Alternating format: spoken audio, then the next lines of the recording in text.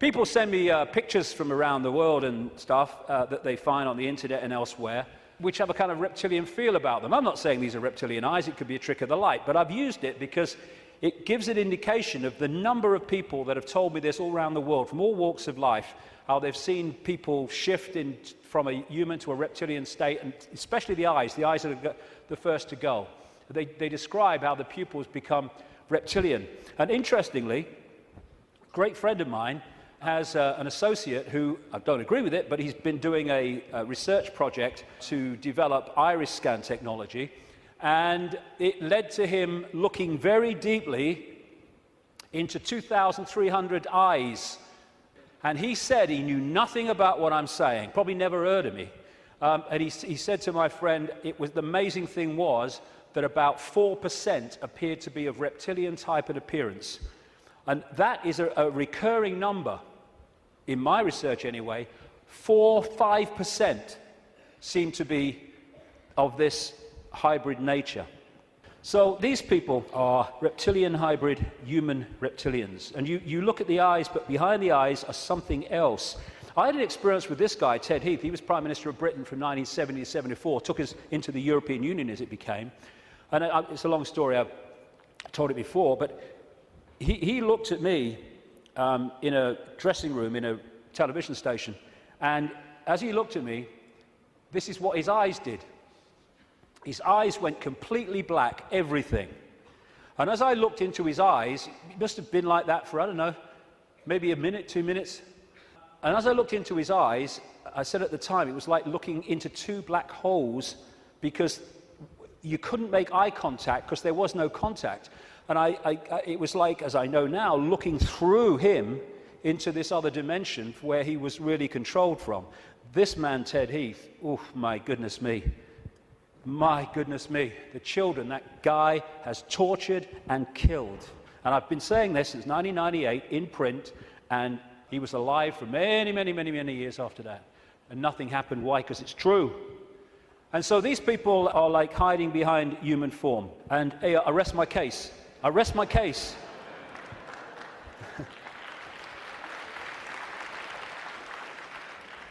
Ooh, you look tasty. And this lack of empathy in this hybrid DNA explains why these guys do what they do. Now, when you open your mind, instead of saying, well, it's not possible, it's ridiculous, when you open your mind and say, okay, I'm not going to just accept this stuff, but I'm going to flow with it and see where it goes, you find that this stuff I'm talking about is absolutely in your face when you bring it from the subliminal to the conscious. The oldest form of religious worship in the world has been taken back 70,000 years to an area of the Kalahari Desert in South Africa, and it is worship of the serpent or worship of the snake. This man, Reverend John Bathurst Dean, wrote a book, very, very good book, 1933, called Worship of the Serpent, in which he studied serpent worship around the world. This was his conclusion. It appears then that no nations were so geographically remote or so religiously discordant, but that one and only one superstitious characteristic was common to all, that the most civilized and the most barbarous bowed down with the same devotion to the same engrossing deity, and that this deity either was or was represented by the same sacred serpent. It appears also that in most, if not all, the civilized countries where this serpent was worshipped, some fable or tradition which involved its history, directly or indirectly, alluded to the fall of man in paradise, in which the serpent was concerned. What follows then, but that the most ancient account respecting the cause and nature of this seduction must be the one from which all the rest are derived, which represent the victorious serpent, victorious over man in a state of innocence, and subduing his soul in a state of sin, as he would call it as a reverend, into the most abject veneration and adoration of himself. Like I say, wherever you go, it comes up. You find obvious representations of the serpent gods. These were found in graves of the Ubaid people that preceded Sumer in what we now call Iraq. These were the Nagas, the shape-shifting reptilian people of Asia.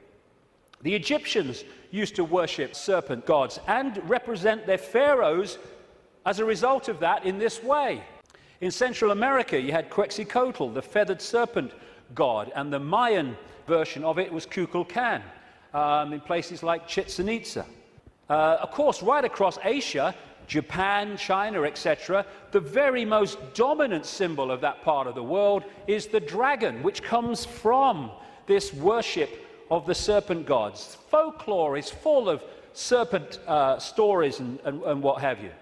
When I first met Credo Mutwa, a long time ago now, he contacted me when I was going around South Africa, this Zulu shaman, the official historian of the Zulu nation, because he'd read in a book called The Biggest Secret that I'd introduced this reptilian stuff for the first time. And he said, Mr. David, how do you know? How do you know about the Chitahuri? And I didn't know about the Chitahuri. Tell me. And he told me the story of African history where the Chitahuri, which translates as children of the serpent or children of the python, had taken over the world in the very same way that other parts of the ancient world described it. This is a painting that he did of one type of this Chitahuri from ancient and modern accounts. And he showed me this called the Necklace of the Mysteries. It says a necklace, it's very, very heavy, copper, and it goes on your shoulders. How he keeps it on his shoulders, I'll never know, it's so heavy.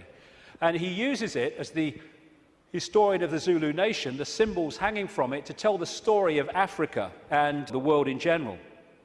And pride of place on the front is a non-human entity with a willy in come and get me mode and a human woman.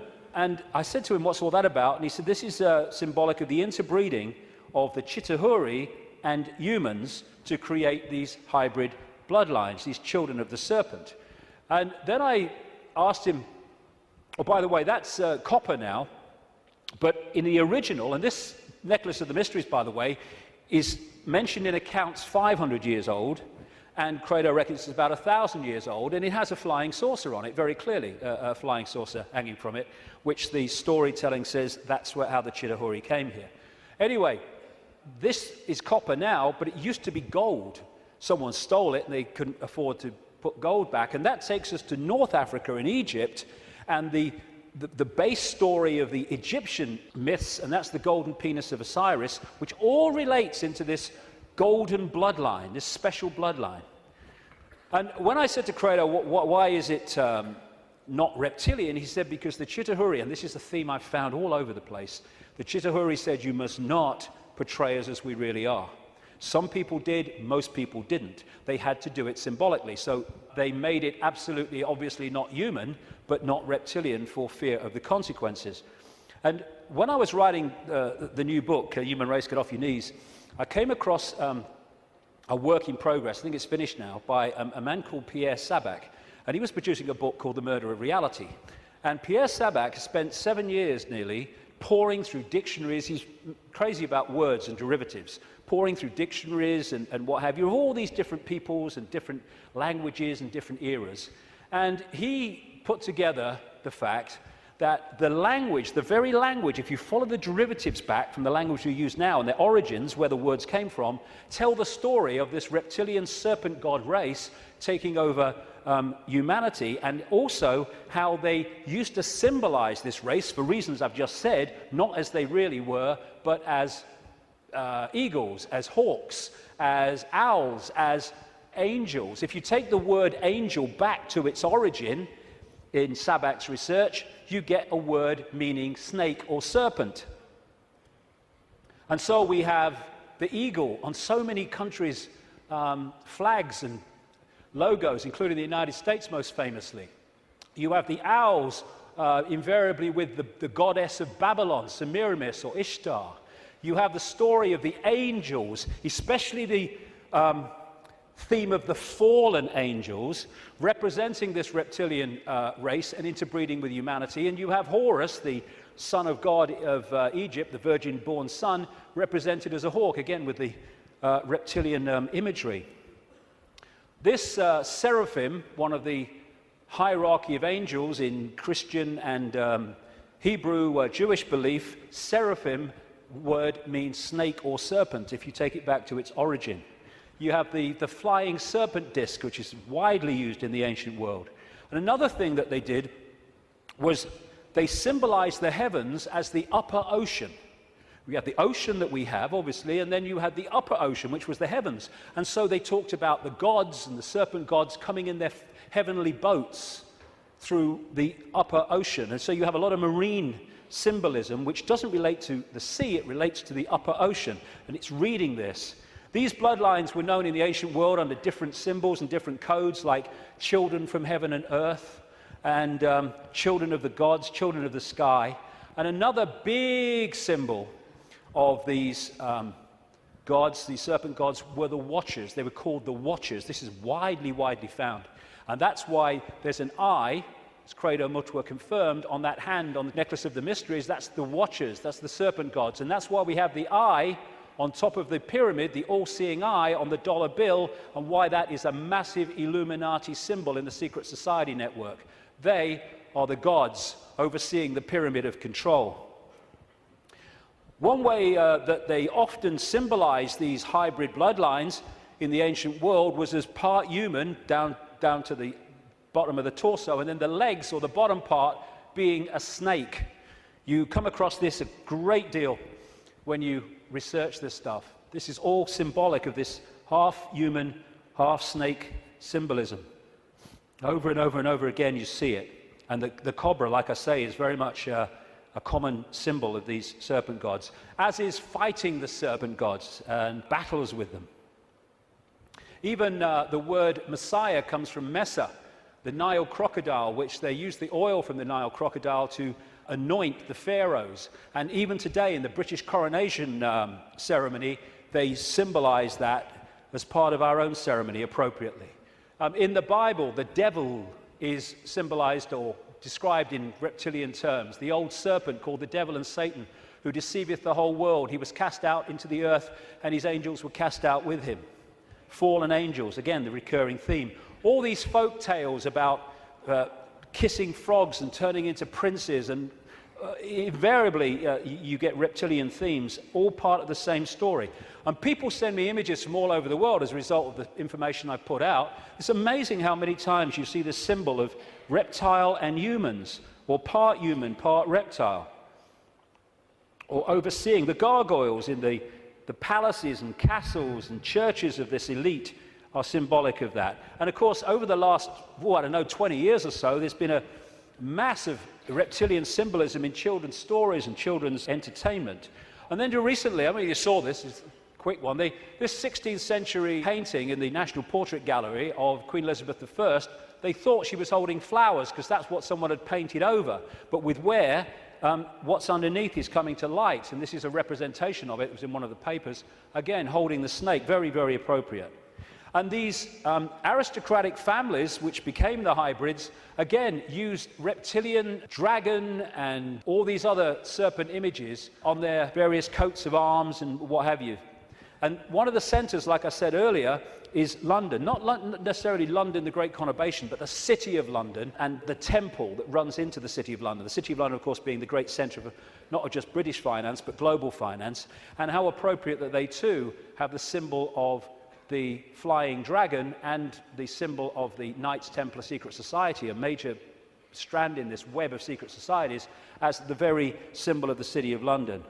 You pass these as you go into the city, of course. Another theme you find with images around the world is of serpents eating humans. And not nice, it isn't, of course, but they do eat humans. When these reptilians come into visible light, they use humans as their food, like humans use animals, cattle, sheep. And then you'll see the recurring theme all over the world. This is in Central America, the Mayan area. This is a painting by Credo Mutua from South African myths of the serpent gods, the Chitahuri, eating humans. And this is Alfa Romeo. What's it doing there? What's it bloody doing there? Same thing. And in the garden of one of the palaces, or whatever you call them, mansions of Silvio Berlusconi in Italy, the leader and one of the world's most corrupt men, is again the same image. And outside of visible light, they feed off human energy, human emotion, especially, only low vibrational emotion, because that's all they can really access. And so they have to keep humans in a state of mental and emotional suppression so that we keep feeding out this energy, which they then absorb. And that will become relevant in the next section when I get into why pedophilia is so widespread among this elite. Because energy changes with the emotions we give out. When we give out love, it's a certain wavelength. When we give out hate, it's a very different wavelength.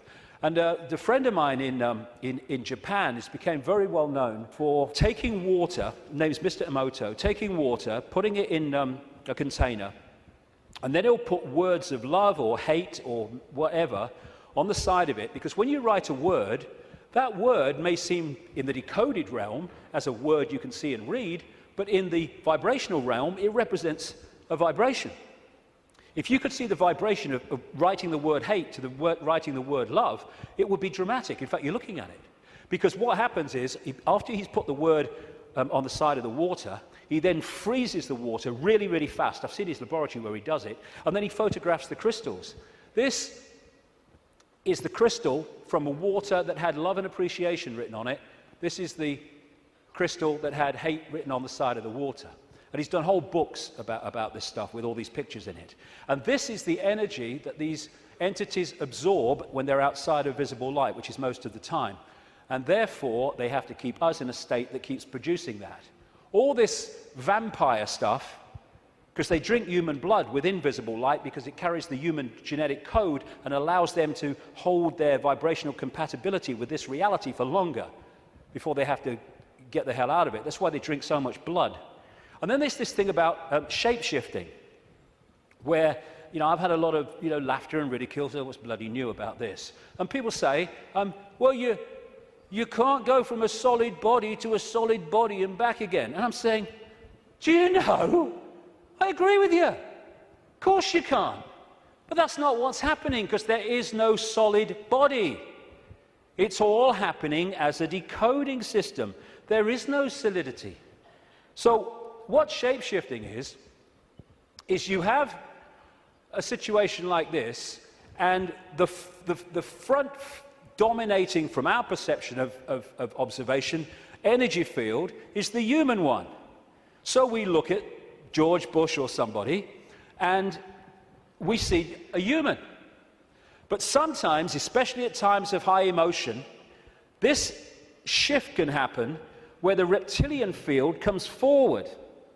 And as it does so, becomes the dominant one, often briefly, the observer now starts decoding that. And then it shifts back, and you start decoding this. And to the observer, decoding that shift, creating the holographic reality in their head, which is where everything happens, to their observation, someone's gone from a human to a reptilian, and then back to human again. It's not, of course, shifting solidity. She's a hologram like we're all holograms, and they can shift. This is where shape-shifting happens, what we call physical shape-shifting, illusory, in our heads. So the road to tyranny began when these reptilians arrived. Before that, like I say, the world was very different. The golden age, the time when humans were just extraordinary before the suppression. And then came this energetic schism, this distortion in the information construct, which got played out into the holographic world as, on one level, as massive geological events, with volcanoes and storms and what have you. And of course, symbolized by Noah and the Great Flood, though there have been many of these, not just one. And Noah is simply a biblical version of much, much older stories that tell exactly the same story of how the earth turned over, how there was a massive flood, tidal waves, what we call today tsunamis, how there were great geological catastrophes and upheavals, and basically the world was, certainly the society that went before, was destroyed. It was a blank sheet of paper. And in this distortion, humans lost the power of the connection they had to higher levels of awareness. And this happened. We went from being part of the field, knowingly so, and to being taken over and suppressed. by this reptilian race. Because once the blank sheet of paper was created by the geological catastrophe, and why that happened I'll come to not very long from now, the Earth started to settle down, and when it settled down, then everything started to be rebuilt, but in a very, very different, much lower level than it was before. And there was the genetic manipulation too. And in China, unlike most other countries, you can't access vast tracts of the internet because the computer system has been firewalled off to stop Chinese people accessing that area of the internet that the authorities don't want them to see.